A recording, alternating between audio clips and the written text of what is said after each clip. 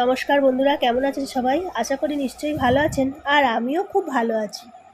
এটা আমাদের কারি পাতা গাছ। আজকে এই কারি পাতা তুলে চিকেনের একটি রেসিপি বানাবো, কারি পাতা চিকেন। চিকেন ধুয়ে নিয়েছি, চিকেনের জন্য আলুও কেটে নিয়েছি। এবার পেঁয়াজ, কাঁচা লঙ্কা, আদা, রসুন ও গাজর, টমেটো দিয়ে একটা পেস্ট বানিয়ে নিচ্ছি। পেস্টটা ততক্ষণ হতে থাক। গ্যাসের আঁচে কড়াইয়ে সর্ষের তেল দিয়ে আলুগুলো ভেজে নিয়ে চলুন। চিকেন তো আমরা অনেক রকমভাবেই খাই, কারি পাতা চিকেন খেয়ে দেখুন, আপনাদের খুব ভালো লাগবে। আলুগুলো ভাজা হয়ে গেছে, ওই তেলতে এই চিকেনগুলোকে ভালো করে ভেজে নেব। এবার সর্ষের তেলে তেজপাতা ফোড়ন দিয়ে মিক্সিতে যে মশলাটা করে রেখেছিলাম সেটা এর মধ্যে দিয়ে দেব।